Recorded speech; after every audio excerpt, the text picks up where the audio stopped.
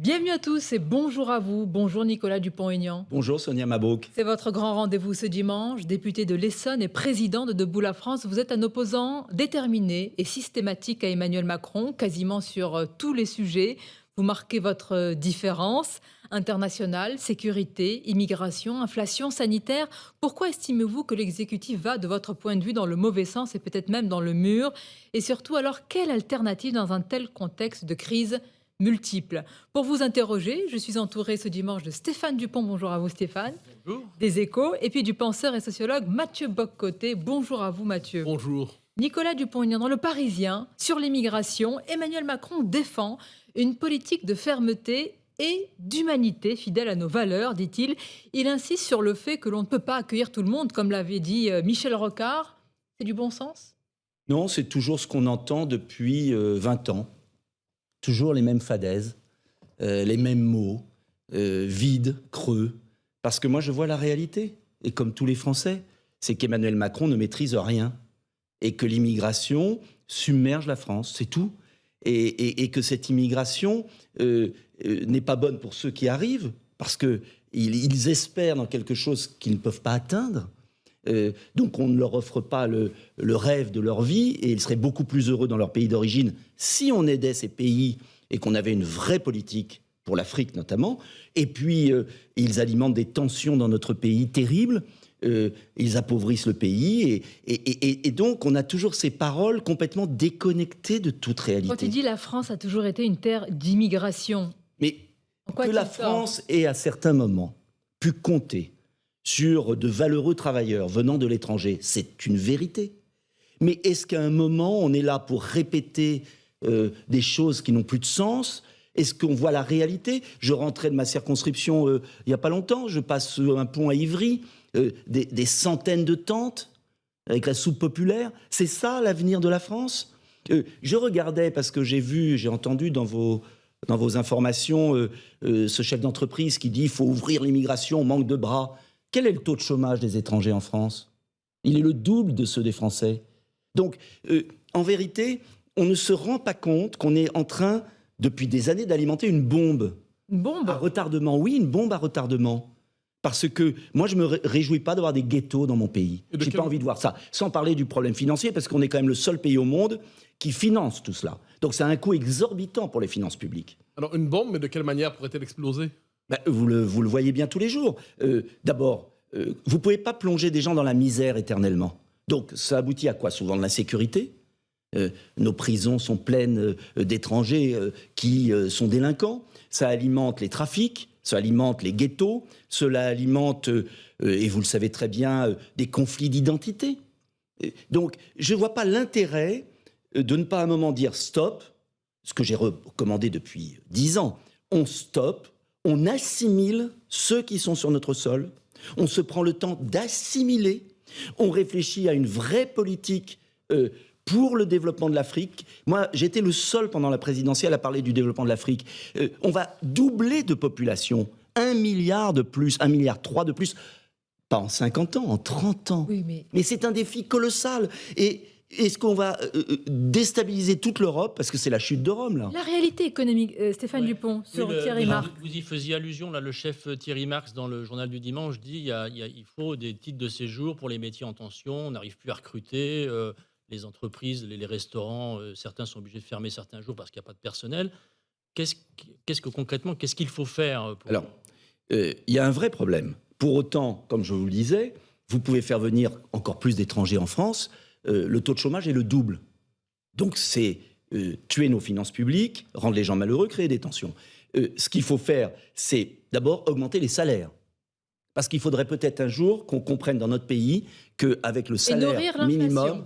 Non, dit Emmanuel Macron. Non. Ah bah si. Eh bien justement... Vous contestez cette thèse bien sûr, économique? Parce que moi, ce que j'ai proposé en 1968, les charges salariales, sur votre feuille de paie, salarié, pas patronale, salariale, ça représentait 8% du salaire. Aujourd'hui, on est à 25%. Ça veut dire que les salariés, le patron verse un salaire net, un salaire brut, qui est... Très peu de charges sur les bas salaires. Et non, c'est pas vrai. Les charges salariales, vous parlez des charges patronales, les charges salariales, La feuille de paie, quand vous avez votre feuille de paie, déjà le salarié il a 25% en moins. Donc le patron estime qu'il verse un salaire brut correct, le salarié reçoit 25% de moins. Ce que j'avais proposé pendant la présidentielle, c'est il faut diminuer les charges salariales pour redonner du pouvoir d'achat aux Français sans peser sur les entreprises. Ça, c'est le premier point. Et si les gens... Vous savez, moi, j'ai visité pendant la campagne des EHPAD. Et alors, je demandais, mais est-ce que vous avez du mal à trouver des salariés ? La quasi-totalité des EHPAD me disaient, on ne trouve pas. Et puis un jour, j'arrive dans un EHPAD, et la directrice me dit, moi, j'ai une file d'attente. Et pourquoi ? Parce que je paye mieux. Et oui, je paye mieux, j'ai moins d'absentéisme. Donc, il y a un moment, si on ne comprend pas qu'il faut augmenter les salaires en France, que le pouvoir d'achat est totalement exsangue, que les gens, pour travailler, ils ont besoin d'être payés. Et puis, il faut lutter contre l'assistanat. Est-ce que les entreprises peuvent augmenter ces... Les entreprises y gagneront. Et il faut lutter contre l'assistanat, bien évidemment aussi. C'est ma réforme RSA contre une journée de travail. Nicolas Dupont-Aignan, on va revenir sur l'aspect économique. Je veux rester un peu plus aussi, c'est lié évidemment à l'immigration. Qu'est-ce que vous répondez à ceux qui disent les Français, certains Français ne veulent pas faire ces métiers-là, que ce soit dans la restauration, dans les travaux agricoles. C'est pour ça que Thierry Marx vous dit il faut un titre de séjour pour les métiers en tension. Est-ce que lui n'est pas dans le concret ? Oui et non. Il y a des exemples. C'est il y a longtemps, quand pour les éboueurs à Paris, il y a eu une vraie politique de rémunération, de conditions de travail, eh bien, il y a des Français qui les ont pris, ces boulots. Et puis, je vous rappelle qu'il y a des étrangers en France au chômage. Donc, avant de faire venir du monde en plus, parce que j'entends la petite musique très bien organisée par le gouvernement, c'est pour légitimer la destruction du pays. On ne peut plus accueillir davantage de gens en France. Le gouvernement vous prépare la destruction du pays. Le gouvernement veut prépare cette dette musique, mais qui n'est pas seulement gouvernementale, c'est au niveau de l'Union européenne. C'est désarmer l'esprit des Français en leur disant, allez, accepter toute vague d'immigration, c'est pour votre bien, c'est pour travailler. Il y a suffisamment de gens au chômage en France, il y a suffisamment de gens au RSA, il y a suffisamment d'étrangers en situation régulière qui ont besoin de travailler. Il y a suffisamment de chômeurs de plus de 55 ans. Si on augmente les salaires en baissant les charges, si on aide nos entreprises, si on réduit l'assistanat, je peux vous dire qu'on trouvera du boulot. Bien, pour vous, il y a un plan qui est presque scénarisé. Il n'y a pas un plan scénarisé, mais regardez les écrits de l'Union européenne. Tout est écrit. Il est écrit, il faut faire venir des millions de travailleurs étrangers. Mais ce qu'on va gagner, ce que vont gagner, je le dis aux chefs d'entreprise, ce que vont gagner les chefs d'entreprise à court terme, on va le perdre en coûts sociaux considérables. Le pays s'appauvrit, on ne peut pas nourrir la terre entière. Alors, prenons un exemple très concret. 320 jeunes migrants, le terme est ambigu, campent toujours avec leur tente devant le Conseil d'État et réclament un hébergement d'urgence. C'est leur droit ? Mais non, expulsion. Mais il faut arrêter. Et d'abord, il faut rétablir le délit de clandestinité qu'a aboli François Hollande. Il faut contrôler nos frontières. Il faut examiner les demandes d'asile aux frontières dans des centres de rétention ou dans les pays d'origine. Il faut les expulser. D'accord. Mais enfin, il faut arrêter. Vers où, pardon ? Mais jusqu'où ? Vers le pays d'origine. Mais oui, mais c'est ça ce qui est compliqué. Mais bien sûr que c'est difficile. Mais à ce moment-là, on a l'arme des visas, on a l'arme de l'aide au développement. On ne peut pas continuer. Il faut rétablir nos frontières nationales. Mais on connaît tout ça. Mais c'est curieux, l'Algérie le fait. J'allais vous poser attendez, je vais vous donner. L'Algérie. Sonia Mabrouk. Comment le fait-on ? Comment on tape du poing sur la table avec un pays qui a tant de richesses sur le gaz ? Et je crois que le gaz, on en a un peu besoin en ce moment. Mais je vais vous donner un autre exemple. Pourquoi l'Europe serait le seul espace mondial à ne pas contrôler ses frontières ? Le Maroc contrôle ses frontières, Israël contrôle ses frontières, le Japon contrôle ses frontières. Et l'Europe est la zone qui a... C'est une démission morale, intellectuelle. On a les moyens de contrôler nos frontières. Mais il faut rompre avec tout ce qui a été fait depuis 30 ans. C'est-à-dire qu'il ne faut plus obéir au Conseil d'État, il faut revoir nos lois, il faut ne pas respecter les règles de l'Union européenne. Lois. Je vous pose la question, c'est un peu vague quand on dit État de droit. Référendum. En sortir ? Référendum. Non, pour vous parler de quoi ? L'État de droit, vous dites changer les lois. Revoir nos lois. Si vous, mais ce n'est pas aux juges de gouverner, c'est aux Français. Et j'avais proposé un référendum sur l'immigration. C'est quand même le seul domaine depuis 40 ans où les Français n'ont jamais eu leur mot à dire. Avec quelle question, monsieur Dupont ? Une question très simple. Est-ce qu'on passe à un blocage de l'immigration temporaire, suspension du regroupement familial, suspension des aides pendant 5 ans aux nouveaux migrants, une immigration uniquement de travail. Il peut y avoir sur certains secteurs des quotas très précis, mais très petits. Et puis, on expulse, on raccompagne, on met en place une vraie politique du développement en Afrique, on coopère avec les États voisins en jouant... Tout a l'air si simple en vous écoutant. Mais c'est pas Pourquoi simple. ne l'a-t-on fait? Mais c'est pas... Je vais pas vous dire que c'est facile. Ça fait 20 ans qu'on entend ce discours. Non, ça fait 20 ans qu'on entend le discours du président de la République. Fausse fermeté, pseudo-humanité, désagrégation de la société française. Vous avez dit quelque chose d'important. Vous avez dit qu'il faut stopper d'un côté les flux et ensuite assimiler ceux qui sont déjà Bien présents. sûr. Mais cette question, on l'a posée, je crois, à tous les candidats à la présidentielle.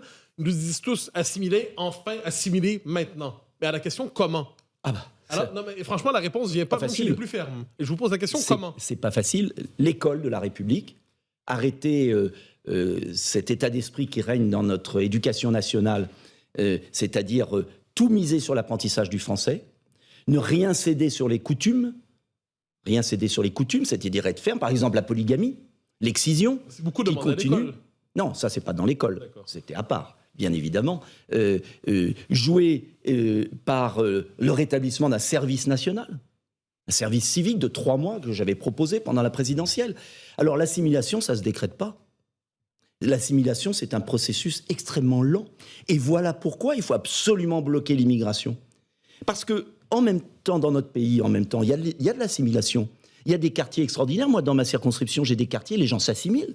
Simplement, le problème, c'est qu'il en revient toujours davantage. Mais comment vous faites? Certains disent, Nicolas Dupont-Aignan, que la question n'est plus de savoir si on est pour ou contre l'immigration, mais comment un petit peu appréhender ou gérer ce flux migrants climatiques, économiques, politiques, etc. Est-ce que la question encore est entre les mains des responsables politiques Mais des elle différents doit pays? l'être. Sinon, vous aurez la guerre civile dans notre pays, l'appauvrissement.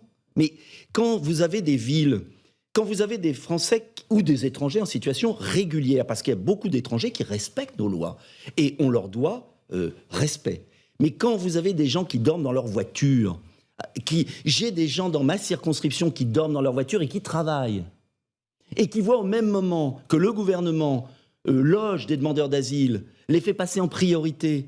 Vous croyez que c'est normal d'avoir travaillé toute une vie, de dormir dans sa voiture et de voir arriver sous prétexte d'un verbiage absurde? Et de surcroît, il faut absolument... D'ailleurs, je remarque que la plupart des pays du monde ne cèdent pas à ce terrorisme intellectuel. Pourquoi les Éthiopiens ne vont pas en Arabie Saoudite? Demandez au roi d'Arabie Saoudite. Vous dites que les leads, si je peux dire en tout cas, les représentants, les dirigeants arabes et africains devraient eux-mêmes faire des efforts. Les dirigeants arabes et africains, eux, dirigent leur pays et défendent leur souveraineté. Je ne sais pas s'il y a de meilleurs exemples en Arabie Saoudite, Non, mais je ne souhaite pas ça comme modèle en France, à cet excès. Ce que je veux dire, c'est quand j'entends des bonnes âmes nous expliquer que des jeunes Éthiopiens doivent venir vivre à Paris, je me dis qu'entre l'Éthiopie et la France, il y a beaucoup d'autres pays. On va marquer une courte pause et on va poursuivre sur l'aspect aussi économique. Coupure d'électricité, inflation, énergie, tension sociale. C'est juste après la pause sur Europe 1 et CNews avec notre invité Nicolas Dupont-Aignan. Notre invité ce dimanche, il est député de l'Essonne et président de Debout la France, Nicolas Dupont-Aignan. Une partie consacrée à présent à l'inflation, à l'énergie. La question vous est posée par Stéphane Dupont. Oui, Nicolas Dupont-Aignan, les Français parlent que d'une chose depuis une semaine. Y aura-t-il des coupures de courant cet hiver? Alors le président Macron, là, dans le Parisien, se veut rassurant. Il dit pas de panique, ne vous inquiétez pas, ça sera vraiment en dernier recours. Est-ce que c'est de nature à vous rassurer? Non, très franchement. Là aussi, cette interview, elle est intéressante d'ailleurs parce que elle montre la totale déconnexion du chef de l'État. C'est Alice au pays des merveilles, quoi. Il vit sur un nuage, ou il fait semblant, je ne sais pas. Mais d'abord, c'est lui qui est responsable de la situation, totalement. Il a fermé Fessenheim. Non mais, j'ai retrouvé un tweet d'Emmanuel Macron et un autre d'Elisabeth Borne, parce qu'il faut quand même que les Français sachent. 2018 et 2020. Elisabeth Borne se félicite de la fermeture de Fessenheim et ajoute, et on va en fermer 14 autres de plus. Vous savez ce qu'il vous dirait aujourd'hui? Il nous dit, de braquer. Et voilà. Mais vous savez, si un chef d'entreprise commet une erreur aussi grave, il est viré. Si un ouvrier monte à l'envers une voiture, il est viré. Si vous faites une audience catastrophique, on ne vous garde pas. Non, mais là... Mais les Français ont eu l'occasion de virer Emmanuel Macron, ils ne l'ont pas fait. Oui, malheureusement. Mais je pense qu'ils le regrettent de plus en plus. En tout cas, l'enjeu, c'est quoi? C'est qu'il a quand même détruit la filière nucléaire. Mais le pire, c'est qu'il continue. Et je vais vous dire pourquoi il continue. On a un projet de loi, demain, à l'Assemblée nationale, à nouveau de promotion des fameuses énergies dites renouvelables. Bon. Et ce qu'il faut quand même dire aux Français, c'est que plus vous mettez des éoliennes qui ne tournent pas quand il n'y a pas de vent, plus vous êtes obligé d'importer du gaz pour compléter. Et on est dans une situation folle où le gouvernement a commis une erreur grave sur Fessenheim, qui va nous mettre en pénurie peut-être cet hiver s'il fait froid, je ne le souhaite pas. Mais on va encore nous faire voter, et j'espère que le Parlement va réagir, demain, enfin la semaine prochaine, un projet de loi qui subventionne encore les énergies renouvelables, alors que ces énergies renouvelables sont une hérésie en termes environnementaux, puisqu'il faut compléter par du carbone, le gaz ou le charbon, une hérésie financière, coûte une fortune, il faut revoir le réseau, une hérésie en termes d'efficacité énergétique. C'est 100% nucléaire. Pour Nicolas Dupont-Aignan, c'est 100% nucléaire. Il faut parfois du renouvelable hydroélectrique, parce que moi je ne suis pas anti-renouvelable par principe, du solaire qui peut être utile sur les maisons, pour les chauffe-eau, dans le sud de la France, c'est très utile, mais le rendement énergétique, et je veux le dire aux Français, il y a une confusion. Quand le président de la République, c'était très intéressant, a inauguré les éoliennes à Saint-Nazaire, j'ai lu dans tous les journaux, c'est la moitié de la consommation de la Loire-Atlantique. Mais ça, c'est la puissance installée. Mais quand on voit la puissance réelle, quand il y a du vent, eh bien c'est 22%. Mais aujourd'hui, ça veut dire qu'on est en train de mentir aux Français. On est en train de leur dire qu'il va y avoir des éoliennes, du solaire, c'est magnifique. Non, c'est en train de tuer la France. Vous déplorez la fermeture de Fessenheim. Vous en appelez d'ailleurs aux responsabilités successives. Mais par exemple, là, le gouvernement, par la voix d'Olivier Véran, suggère aux Français, par exemple, de différer l'utilisation des plaques chauffantes électriques, du sèche-linge. Ah bah oui. Ce sont des conseils de Mais c'est des conseils. Bon, mais moi, je ne vais pas vous dire, je n'ai pas envie qu'on ait une panne. Donc, maintenant qu'ils nous ont mis dans la pénurie, mais simplement... Est-ce que c'est conseil de bon sens ou infantilisation pour vous? C'est une infantilisation, mais ils n'ont plus que ça, puisqu'ils ont saboté un outil. Ce qui m'énerve aujourd'hui, qu'ils aient commis une erreur, une erreur grave entre nous, qui est à la limite de la haute trahison. Olivier Marleix a fait une étude et on se demande s'il n'y a pas des intérêts derrière, mais on n'en sait rien. Mais c'est qu'ils continuent à saboter. Des intérêts à avoir fermé Fessenheim? Des intérêts allemands, pour être clair, américains, puisqu'en fait, l'Allemagne a toujours voulu détruire le nucléaire français, toujours, puisque c'est un modèle qui donnait un avantage comparatif extraordinaire à nos entreprises, extraordinaire, un outil de compétitivité, le succès français qui a permis d'ailleurs d'offrir un système social plus riche qu'en Allemagne parce que l'électricité n'était pas chère. On le voit aujourd'hui. Aussi d'EDF et de la filière nucléaire française avec tous ces réacteurs qui sont à l'arrêt. Non, ça c'est du. C'est un peu facile d'accuser. Ça c'est de la propagande. C'est de la propagande. Je vais vous dire pourquoi.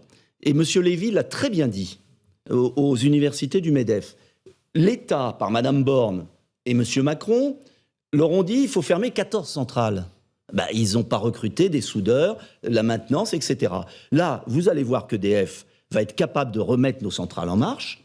Et il faut investir dans le nucléaire, il faut remettre en marche Fessenheim, même si ça prendra quelques années, parce que ça prendra moins de temps que d'en construire une nouvelle. Et il faut surtout, le plus important concrètement là maintenant, pour alléger la peine des entreprises et de nos artisans qui sont en train de faire faillite, il faut revenir à un prix national de l'électricité, comme l'Espagne et le Portugal, car nous produisons à 50 € le mégawatt et nous vendons à 400 ou 500. Sortir du marché européen. Tout de suite. C'est tout de suite. Si j'étais en responsabilité, je ferais comme les Espagnols et les Portugais. Mais est-ce que les Espagnols et les Portugais sont en dehors de l'Union européenne, à votre avis? Non, ils sont dedans. Ils ont défendu leurs industries. Alors, projetons-nous, non pas dans quelques années, mais dans quelques semaines. S'il y a des coupures, comme certaines l'annoncent, comme s'il y a difficulté à se chauffer cet hiver, s'il y a le froid, est-ce que vous redoutez les gilets jaunes bis? Ou peut-être les souhaitez-vous? Écoutez, je ne suis pas là pour jeter de l'huile sur le feu. Je constate que nous avons des dirigeants qui ont failli, qui continuent les erreurs, qui alimentent de la communication à la place de l'action. Moi, mon boulot, c'est d'essayer de dire aux Français, il y a une autre politique possible. Et d'essayer d'être concret dans cette autre politique, parce que sinon ils vont dire, oui, on sait que Macron s'est planté là-dessus. Mais qu'est-ce qu'il propose, lui? Moi, je propose, par exemple, j'ai rencontré une boulangère hier. Pardonnez-moi, Nicolas Dupont-Aignan, sur les propositions, le gouvernement, vous allez nous détailler les vôtres, dit quand même, il y a eu le bouclier tarifaire, il y a eu des aides, il y a eu des ristournes, et chiffres à l'appui, quand on compare par rapport aux pays européens, les chiffres sont têtus. La France est quand même protégée avec 6,2% d'inflation et Alors, les autres chiffres, on les connaît. Deux choses. Sur le bouclier tarifaire, pourquoi pas? Et il y a une bonne chose de ce bouclier tarifaire sur le gaz. Oui, ça, bravo. Mais sur l'électricité, il est complètement absurde. Je vais vous donner pourquoi. Parce que ce bouclier tarifaire ne touche que les ménages et les toutes petites entreprises en dessous de 10 salariés avec un petit compteur. Mais ne touche pas les artisans, les boulangers, les bouchers, les petites entreprises. Et ce bouclier tarifaire, il est complètement délirant. Pourquoi? Parce qu'on produit à 50 € le mégawatt. Les électriciens vendent à 400, 500 €. L'État pique l'argent que gagnent les électriciens pour le mettre dans sa caisse, plus de 20 milliards d'euros, et après le rend aux Français. Ben moi, je propose quelque chose comme ont fait les Espagnols, beaucoup plus simple. On remet le prix de l'électricité au prix de production. Et on n'a pas besoin de subventionner les Français, on n'a pas besoin de subventionner nos entreprises, et c'est beaucoup plus simple, il y a un prix de production. Mais pour ça, il faut aussi revenir à un seul producteur. Il faut dissoudre tous ces producteurs, cette libéralisation du marché, et revenir à EDF tel qu'on l'a connu. Un prix unique, une entreprise unique, une simplicité, un investissement à long terme, et retrouver notre souveraineté économique. Voilà la seule solution. Stéphane Dupont. À partir du mois de janvier. Mais ça veut dire beaucoup d'intérêts contrariés, là. Tous ceux qui sont engraissés, toutes ces sociétés privées qui sont engraissées avec des faux tarifs, qui ont laissé tomber les gens, engraissés, et qui laissent tomber les abonnés. Vous savez qu'il y a plein d'opérateurs privés, la fameuse concurrence. Plein d'opérateurs privés qui ont laissé tomber les abonnés. Ils ont fait des profits sur le dos de la crise des Français. Et puis quand ils sont en perte, c'est l'État qui doit payer. Mais il faut mettre un grand coup de pied dans la fourmilière. Et ce sont eux qui achètent des pubs. Il faut les surtaxer, ces gens-là, qu'est-ce qu'il faut faire? Il faut les dissoudre, ils sont en faillite. Ils sont en faillite. Il faut revenir à un prix. Mais ils sont en faillite. Ils ne vivent que des crédits publics, que du prix de l'électricité. C'est eux qui achètent des pages dans les journaux qui vous font vivre, d'ailleurs, entre nous, parce que pour défendre leur prébande. En fait, vous savez, notre pays est gouverné par un système, comme dans toutes les périodes de déclin, d'oligarchie. Les intérêts étrangers et les féodalités intérieures. Et l'électricité, c'est ça. Pour que certains disent il y a des airs complotistes. Je m'en fiche complètement, parce que moi, je vois la réalité. Et je vois la réalité que ce pouvoir... qu'il y a des intérêts communs pour finalement manger vous savez, moi, j'ai jamais pris Emmanuel Macron pour un idiot. Et je dis très simplement qu'il y a une oligarchie soumise à des intérêts étrangers qui pille le pays. Et en matière nucléaire, en matière d'électricité, je peux vous dire, les entreprises allemandes qui vendent leurs éoliennes, les entreprises chinoises qui vendent leurs panneaux solaires, et EDF qu'on a cassé. Je vous cite depuis quelques minutes. Haute trahison, volonté de détruire le pays, oligarchie qui pille le pays. Oui. Alors, j'assume. pour vous, les élites françaises, le gouvernement français, Emmanuel Macron, participe à cette entreprise de destruction de son propre pays. Oui. Volontairement. Volontairement parce qu'il veut détruire son pays. Il obéit à des intérêts étrangers. C'est une accusation. Structurellement. Mais qu'on se comprenne, Emmanuel Macron veut détruire son propre pays. Non, il ne le veut pas. Il obéit à des intérêts étrangers et il ne défend pas l'intérêt national. Olivier Marleix l'a très bien analysé. C'est quand même une accusation très grave. Pas assez grave. Mais je l'assume. Vous l'assumez. Je l'assume parce que vous ne pouvez pas être idiot à répétition. Voilà. Et quand on voit ce qui se passe dans le pays, quand on voit ce qui se passe sur l'énergie, je vous disais, une boulangère que j'ai rencontrée, sa facture d'électricité passe de 1 200 € par mois à 5 200 €. Les bouchers qu'on a rencontrés devant l'Assemblée nationale... Ce n'est pas pour autant qu'Emmanuel Macron obéit à d'autres intérêts. Mais et quel est... Alors attendez, expliquez-moi. Les autres pays européens font face à l'inflation, l'explosion des prix. Expliquez-moi. Pourquoi un pays qui produit de l'électricité à 50 € le mégawattheure, qui a des centrales nucléaires qui, contrairement à ce qu'on dit, pour celles qui fonctionnent, marchent très bien, à un prix abordable, accepte d'indexer son prix de l'électricité sur le gaz alors qu'il pourrait revenir à ce prix bas? Expliquez-moi pourquoi. Parce que l'Allemagne préfère cela et qu'Emmanuel Macron obéit à l'Allemagne, alors que les Espagnols et les Portugais ont défendu leur intérêt national. On va marquer une pause, on va continuer sur ce sujet, vous vous en doutez, ça va beaucoup faire réagir. On vous parlera aussi de l'hôpital, de la réintégration, non-réintégration des soignants non vaccinés. Une courte pause et on se retrouve.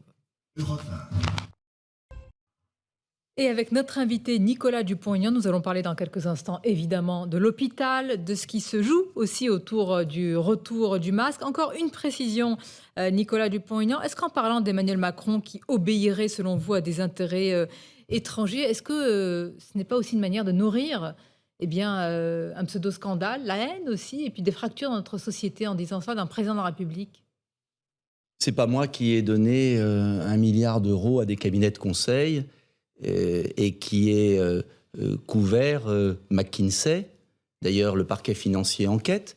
C'est pas moi qui ai un secrétaire général de l'Élysée mis en examen pour conflit d'intérêts. Voilà. C'est pas moi qui ai un garde des Sceaux mis en examen.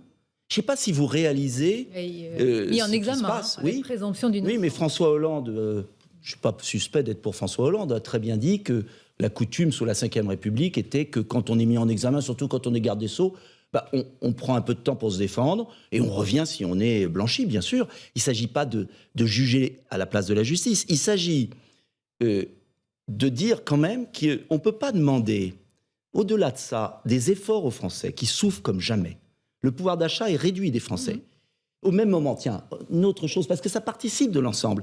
Quand les patrons français s'augmentent de 44% cette année, et qu'au même moment, on demande aux salariés de baisser leur salaire, ça participe de ce sentiment qui est juste, qui est vrai, que le peuple doit souffrir pour qu'une classe supérieure continue leurs petites affaires. Ça, je ne l'accepterai jamais. Je suis gaulliste. Je crois à l'effort, au mérite, mais pour tous. Mais j'essaie de comprendre... Et j'aimerais qu'au sommet, il y ait aussi l'effort et le mérite. Nicolas Dupont-Aignan, j'essaie de comprendre simplement votre accusation qui est quand même très sévère. C'est-à-dire que d'un côté, vous dites Emmanuel Macron est aux ordres. Je cite pour l'instant de l'oligarchie, oui, de McKinsey, de l'Allemagne. Et des États-Unis. Et des États-Unis maintenant. Mais où prend-il ces ordres exactement? J'essaie de comprendre. Mais au côté, ne soyez pas naïf. Je ne suis pas naïf, j'essaie de comprendre votre logique. Je vais vous donner un exemple. Quand je vois que vous avez des dizaines de milliers d'entreprises qui vont fermer leurs portes parce que le prix de l'électricité est trop cher, qu'il suffit d'une décision comprise l'Espagne et le Portugal, pour revenir au prix de l'électricité de production en France, et que le président de la République et Bruno Le Maire le refusent dans le seul intérêt de l'Allemagne, ça me révolte. Mais est-ce que ça veut dire pour autant qu'ils sont... Ça veut dire quoi? Ça veut dire qu'ils servent les intérêts d'un autre pays. Je suis désolé. Ils ne défendent pas l'intérêt de la France. Quand on condamne à mort des milliers d'entreprises, alors qu'on pourrait faire autrement tout de suite. Vous savez, il y a des domaines où je ne vais pas dire Emmanuel Macron a tort, parce que moi-même, si j'étais à sa place, je ne saurais pas être sûr d'être si efficace que je le dis. Ce n'est pas facile tout. Mais là, sur l'électricité, je vois, j'ai visité le salon Made in France, j'ai vu toutes ces entreprises qui sont en train de crever, parce que le gouvernement, depuis 9 mois, refuse de prendre une décision dans l'intérêt de la France.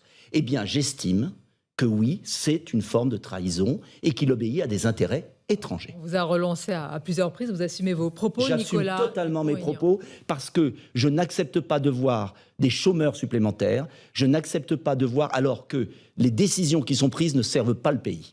Alors il y a une décision que ne veut pas prendre Emmanuel Macron, c'est celle de réintégrer les soignants non vaccinés. Il estime dans Le Parisien qu'il s'agit d'une décision scientifique.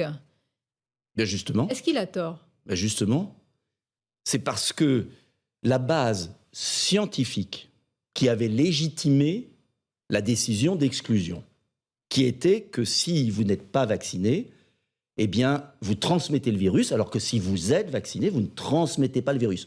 Souvenez-vous, sur les autoroutes, vaccinez-vous, protégez-vous. Si vous vaccinez votre adolescent, il ne transmettra pas le virus à la grand-mère. Bon, on a vu ça toute la journée. Dès le mois d'août 2021, le professeur Delfrécy, c'est pas moi, président du conseil scientifique, a dit « Non, attention, on se vaccine pour soi, mais on ne se vaccine pas pour protéger les autres, puisque ça n'empêche pas la transmission. » Pfizer, c'est pas moi, devant le Parlement européen, a reconnu qu'il n'y avait eu aucun essai sur la transmission, et aujourd'hui, tous les scientifiques reconnaissent que le vaccin n'empêche en rien la transmission. Donc, à partir de ce moment-là, la base scientifique de l'exclusion des soignants non vaccinés n'a plus aucun sens. Selon vous, il faut les réintégrer alors qu'ils sont combien 4000 à peu près. Mais vous n'en savez rien. Régler le problème de l'hôpital aujourd'hui. En attendant, il y a des milliers de soignants non vaccinés qui ont donné beaucoup au moment de la première crise du Covid, qui sont chez eux, sans chômage, sans aucun statut, dans la misère, alors même qu'ils manquent à l'hôpital. Mais je vais vous dire une chose incroyable. Tous les pays du monde ont réintégré les soignants non vaccinés. La Grèce et Non, la Grèce, la Cour constitutionnelle vient de décider. Tous les pays du monde. Et pour sauver la face d'Emmanuel Macron, on ne reconnaît pas une erreur. N'y a-t-il pas une question de responsabilité? Alors si ce n'est pas l'argument puisque ça ne change en rien à la transmission. Il Il y a pas, non mais j'essaye de comprendre. Est-ce que pour l'exécutif, il n'y a pas un aspect moral à dire, eh bien voilà, une grande partie de la population a fait cet effort, pourquoi cette partie n'a pas accepté ? Dans la vie, moi je crois que dans la vie, on peut toujours commettre des erreurs. Mais ce qui est grave, c'est de répéter des erreurs. Et là, il n'y a aucune justification scientifique à se priver, pas de 4 000, parce que c'est bien plus. Parce que vous avez des chiffres ? On dit 15 000 parce que... C'était les vieux chiffres, c'était l'année dernière. Non, mais excusez-moi, monsieur. Ce que n'a jamais dit le gouvernement, c'est qu'il y a beaucoup de soignants non vaccinés qui ont pris leur retraite anticipée. Il y a beaucoup de soignants non vaccinés qui ont été en arrêt maladie. Et donc, le chiffre est beaucoup plus important. Et d'ailleurs, heureusement, il y a beaucoup d'hôpitaux qui, en douce, réintègrent des soignants non vaccinés parce qu'ils en ont besoin. Et donc, quand vous voyez qu'il y a des bébés, en ce moment, quand même, il y a des bébés qui sont soignés dans les couloirs de bronchiolite parce qu'il n'y a pas de soignants. Et on se prive de milliers de soignants. Donc ça veut dire que cette partie infime de soignants pourrait sauver, pas sauver, mais en tout cas contribuer à limiter la crise de l'hôpital. Mais écoutez, il y a des bébés qui sont soignés dans les couloirs parce qu'on n'a pas un hôpital dimensionné. Il y a des soignants, je connais une soignante, infirmière anesthésiste, top niveau, qui est chez elle. Et tout ça pour sauver l'orgueil d'un homme. Enfin, on est où ? C'est une question d'orgueil aujourd'hui ? Et c'est une question que, en fait, s'ils réintègrent les soignants, mais je ne comprends pas, tous les pays l'ont fait, donc j'avoue, je ne comprends pas, tous les pays l'ont fait, mais je crois que dans leur petit esprit, ils se disent, on n'aura plus l'argument de l'injection, puisque ce n'est pas un vaccin, pour essayer de convaincre notamment les jeunes, qui n'ont aucun intérêt à se faire vacciner, puisqu'ils ne meurent pas du Covid. En fait, ça va acter le fait que le vaccin n'empêche pas la transmission du virus. D'ailleurs, sinon, on ne serait pas à la 9e vague.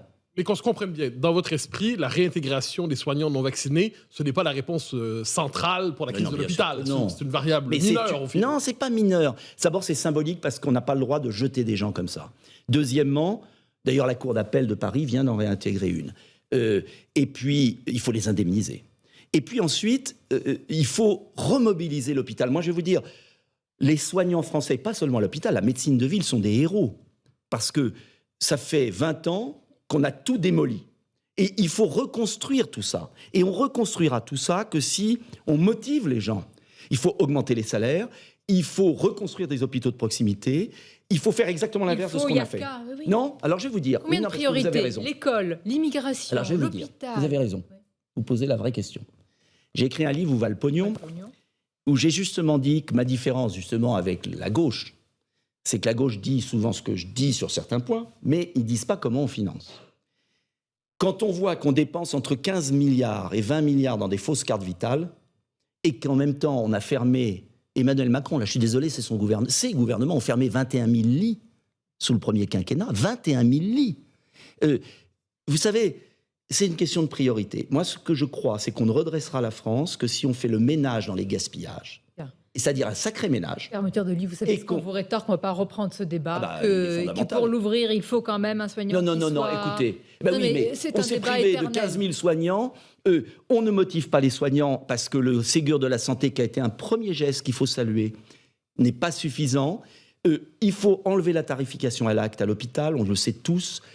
Il faut rouvrir, bien sûr, des hôpitaux de proximité, c'est-à-dire faire exactement l'inverse de ce qu'on continue de faire. Ça coûtera de l'argent, mais cet argent sera bien investi. Et je préfère qu'on supprime les fausses cartes vitales, qu'on réduise les crédits à l'immigration. Nicolas Dumont, dans le JDD, tout à l'heure, et qu'on donne l'argent aux hospitaliers quand même. Dans le JDD, l'immunologue Brigitte Autran, qui préside le COVAR, maintenant ce comité d'experts qui a remplacé, c'est la suite, après Jean-François Delfraissy, appelle à renforcer le port du masque dans les lieux clos avec le retour de l'épidémie. Est-ce que c'est une prudence élémentaire, en particulier dans les transports ? Je pense pour les gens fragiles. Moi, je pense qu'il faut... d'abord, c'est pas ça qui va changer beaucoup de choses, sauf que les gens fragiles doivent porter un masque pour se protéger, et pas un masque chirurgical simple, mais un masque FFP2, que ceux qui sont fragiles portent le masque pour se protéger, mais le reste, c'est du folklore. Puisque c'est pas ça qui va empêcher quoi que ce soit. D'ailleurs, sinon, on ne serait pas la 9e vague.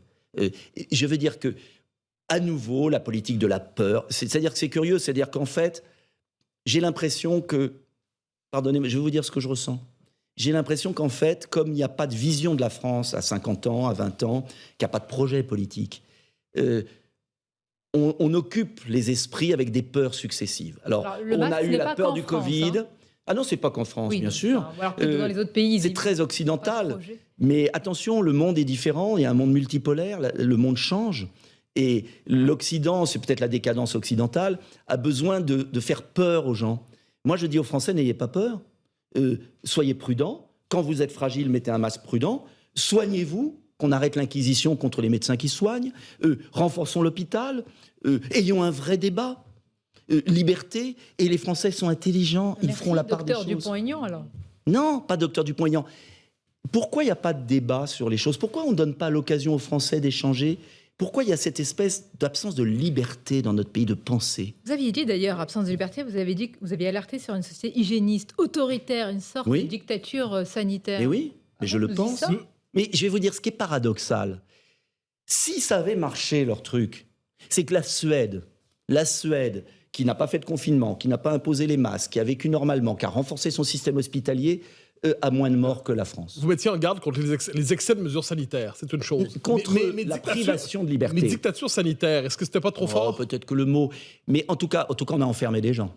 Et je vais vous dire, je pense que la société française et occidentale prend un mauvais tournant à vouloir empêcher les débats. Moi, je ne dis pas que j'ai raison sur tout, je veux qu'il y ait un débat. Et je ne veux pas que ce débat soit restreint. On parle matin, midi et soir. Là, je vous en remercie. Oui, matin, midi et soir, mais c'était quand même très monolithique à une époque. On a jeté dans l'opprobre général des gens qui pensaient différemment. Le professeur Perron, le professeur Raoult, le professeur Montagnier qui est mort, qui étaient les plus grands spécialistes mondiaux. Ceux-là, on les a fait taire. Et on a enfermé les Français dans une espèce de bulle. Mais les Français ne sont pas idiots, vous savez. Il y a un bon sens populaire. Et je pense que les Français en ont vraiment assez et ont besoin de liberté. D'ailleurs, la liberté, elle est dans le monde. Les femmes iraniennes, les Chinois, les Français. La liberté est la condition de la responsabilité. Il n'y a pas de responsabilité individuelle s'il n'y a pas de liberté. De choisir aussi les politiques. Hein, et oui. On va en parler. La politique aussi, dans quelques instants. Une courte pause et on se retrouve dans le grand rendez-vous. Il est président de Debout la France, il est député de l'Essonne. Notre invité ce dimanche, Nicolas Dupont-Aignan. Joe Biden et Emmanuel Macron se sont engagés à soutenir l'Ukraine aussi longtemps qu'il le faudra. Est-ce que c'est notre devoir? C'était notre devoir de défendre la souveraineté de l'Ukraine face à une agression. Et j'ai condamné cette agression. Pour autant, je pense aujourd'hui que le combat dérive. Je veux dire par là que la France, pour moi, gaulienne, devrait prendre ses distances et avoir une position d'arbitre. Car aujourd'hui, l'objectif de Zelensky, c'est plus de défendre l'Ukraine, c'est, en sacrifiant son peuple, d'être l'instrument de la destruction de la Russie. Et c'est une très grave erreur. Sacrifier son peuple. Très grave erreur, oui. Le peuple ukrainien souffre comme jamais parce qu'aujourd'hui, on est parti dans une dérive. Et je persiste à penser d'abord que ce conflit aurait pu être évité si la France avait fait respecter les accords de Minsk, que les torts sont beaucoup plus partagés qu'on ne le dit, et qu'il faut maintenant, je finis parce que c'est une affaire tellement grave, maintenant que la Russie est affaiblie, que c'est le moment, et ce serait le rôle de la France, comme le fait très bien et d'ailleurs Israël ou la Turquie, pour une fois, moi qui suis très hostile à la Turquie dans certaines positions, la Turquie a eu une position beaucoup plus intelligente. C'est le moment d'éviter le suicide de l'Europe, car ce conflit nous entraîne au suicide économique et social. Vous avez dit, Nicolas Dupont-Aignan, et c'est le moment de faire la paix, de trouver un compromis entre les deux et de calmer Zelensky. Vous avez dit qu'il faut une position équilibrée. Donc il faut une position équilibrée entre l'agresseur et l'agressé? Il faut une position équilibrée aujourd'hui. Donc vous les mettez sur le même plan? Je les mets exactement sur le même plan aujourd'hui parce que Zelensky, n'oubliez jamais ce qu'on n'a jamais dit, parce que là aussi il n'y a pas de débat dans le pays et il y a une vision monolithique. L'Ukraine a bombardé pendant 8 ans le Donbass. Le Donbass est une zone russophone qui est à la frontière du monde slave, de la Russie et de l'Ukraine. L'Ukraine a été russe jusqu'en 1991. Ne l'oublions jamais. Je ne légitime en rien... Je ne légitime en rien l'agression russe, je la condamne. Je dis simplement qu'aujourd'hui, les deux forces sont en train de s'épuiser. Et l'Europe est en train de sombrer avec. Car n'oubliez jamais que ce conflit favorise la Chine et les États-Unis, pousse dans les bras de la Chine la Russie, nous met en situation de crise économique et sociale, tout ça pour le Donbass, zone de 3,5 millions d'habitants qui est moitié russe, moitié ukrainien. Concrètement, qu'est-ce qu'il faut faire? Il faut arrêter les livraisons d'armes. Il faut absolument arrêter les sanctions économiques. Il faut absolument arrêter les livraisons d'armes en échange, bien sûr, d'un cessez-le-feu. Il faut se mettre à la table de négociation. J'avais proposé un plan de paix le 7 mars. Qui ne sera jamais accepté par les Ukrainiens. C'est ça la réalité. Alors, comment Monsieur ça, de alors c'est leur pays, c'est leur territoire, c'est leur souveraineté, mais en attendant, c'est c'est leur nous vie. qui payons et qui ruinons l'Europe. Et donc, il y a un moment, il faut défendre l'Ukraine, mais il ne faut pas suicider l'Europe et l'Ukraine. Et je vais vous dire, je ne suis pas le seul à le dire, Monsieur Thierry de Montbrial, président de l'IFRI, c'est pas Dupont-Aignan, gagner une guerre, c'est ne pas la perdre, un excellent interview dans le JDD, excellente interview. Tous les gens censés, d'ailleurs, même les Américains sont en train de commencer des négociations. Il faut arrêter ce massacre, parce que ce sont les Ukrainiens qui payent cher, et c'est l'Europe qui est en train de sortir de l'histoire. Alors, il ne s'agit pas de dire la Russie a eu raison. Il ne s'agit pas de dire Zelensky a toujours raison. Il s'agit que la France gaulienne dise... Souvenez-vous de De Gaulle au moment de la guerre du Vietnam. Mais arrêtez de ressusciter De Gaulle. Qu'est-ce qu'il aurait décidé, vous le savez, là? Bien évidemment que non. Mais je dis qu'en revanche, quand Jacques Chirac a refusé de suivre les Américains en Irak, quand De Gaulle, au moment de la guerre du Vietnam, s'est mis en faiseur de paix, à l'époque, ils ont été très critiqués Je vous cite, par les atlantistes qui règnent aujourd'hui en France. Dernière question sur l'Ukraine. Vous dites Zelensky est l'instrument de la destruction de la Russie. C'est l'instrument au service de qui? Vous le savez très bien. Pas du tout, je vous pose la question. On est en train de basculer. Moi, je reprends les déclarations de Zelensky. Il est aux ordres? Il n'est pas aux ordres. Il a une vision. C'est l'instrument sans être aux ordres. Disons qu'il y a une volonté d'instrumentalisation du conflit ukrainien pour déstabiliser la Russie. Je pense que c'est une grave erreur. La Russie est un pays, une grande puissance. La Russie restera et que si Poutine tombe, il y en aura un autre. Et je pense qu'il faut raisonner la Russie, mais il faut aussi raisonner Zelensky. Et il faut défendre les intérêts de la France. Sur ce sujet, et l'intérêt de la France, c'est pas d'être précipité dans une crise énergétique, sociale, économique, voir nos plus belles industries partir aux États-Unis ou en Chine, parce que c'est ça qui se passe en ce moment. Vous avez peu ou prou, je vais faire attention, en tous les cas, sur la volonté de rechercher, dites-vous, une position équilibrée, la même attitude, la même conviction qu'Éric Zemmour, qui rêve, là je parle sur le plan politique, de rallumer la flamme. Il est en meeting aujourd'hui. Est-ce que pour vous, il a encore un avenir politique? Parce que sur beaucoup de sujets, en vous écoutant, vous avez quand même les mêmes positions, vous le reconnaissez? Bien sûr qu'il a un avenir politique. Vous savez, en politique, on n'est jamais mort, j'en suis l'exemple vivant. Bien sûr, vous savez, dans la vie politique, moi je crois qu'il y a deux catégories de personnes. Il y a ceux qui ont des ambitions et qui sont prêts à trahir leurs convictions. Il y a ceux qui ont des convictions qui passent avant leurs ambitions. Éric Zemmour fait partie des gens qui ont des convictions très profondes. Et alors, dans la vie politique française assez pauvre, c'est pas mal qu'il y ait des gens de conviction. Continuons sur cette distinction. Et Marine Le Pen? Elle a des convictions, bien sûr. Alors pourquoi l'union des droites est impossible entre... Je vais vous dire, vous prêchez un convaincu. Écoutez, le pays fait naufrage. Les Français souffrent.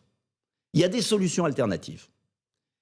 Je suis convaincu, et toute ma vie politique depuis 2017, le fameux second tour, où j'ai quand même brisé un tabou en soutenant Marine Le Pen, c'est pas facile, et j'en ai pris plein la figure, c'est de dire que l'avenir de la France passe par une union, non pas des droites, je vais vous surprendre, pas des droites, des patriotes, des amoureux de la France, très large. Oui, et oui, mais c'est pas la même chose. Vous en avez le monopole de l'amour de la France. Mais non, mais excusez-moi, on a une vision politique différente. On veut l'indépendance de la nation face à l'Union européenne. On veut rétablir l'ordre. On veut le blocage de l'immigration. On veut relocaliser nos PME. On veut reconstruire l'école publique. Est-ce qu'il y a une différence, c'est quand même extraordinaire. Est-ce qu'il y a une différence de nature ou de degré entre vous, Marine Le Pen et Éric Zemmour? De degré. Et c'est pourquoi, mais moi j'assume. J'ai encore dit, mais pas seulement avec eux, avec certains républicains, avec des gens de la gauche. Quand j'entends un Michel Onfray, quand j'entends des gens comme ça, mais je leur dis, vous savez, le pays est menacé de disparition. Il faut qu'on s'unisse. Oui, la France que j'aime. Alors évidemment, on peut être un petit pays là une colonie migratoire, une colonie américaine, une colonie allemande, une colonie chinoise. Ça, voilà, avec les oligarchies qui se nourrissent. C'est pas ça que je veux. Moi, je veux une France libre, avec un peuple rassemblé, qui a une vision. Et je dis qu'il y a moins de différence entre nous, même avec des républicains, même avec des gens de gauche, à Montebourg, moins de différence entre nous qu'entre Meloni, Berlusconi, Salvini. Ils sont au pouvoir. Donc il y a un arc qui pourrait aller de la gauche à la droite. Mais c'est de la droite l'enjeu, de la droite. Sonia Mabrouk. C'est l'enjeu de l'avenir. Notre pays peut s'en sortir, mais il faut être clair. Et je peux vous dire que les Français attendent ça, j'en suis convaincu, et on gagnera en 2027. Et même avant, si on a une dissolution. Merci Nicolas Dupont-Aignan d'avoir été notre invité ce dimanche. Je remercie évidemment Mathieu Bock-Côté et Stéphane Dupont. Merci de nous avoir rejoints ce dimanche. On retrouvera Nicolas Barret et avec plaisir Stéphane aussi Merci à vous prochaine de fois. votre invitation. Très bon dimanche à vous sur Europe 1 et CNews. Europe 1.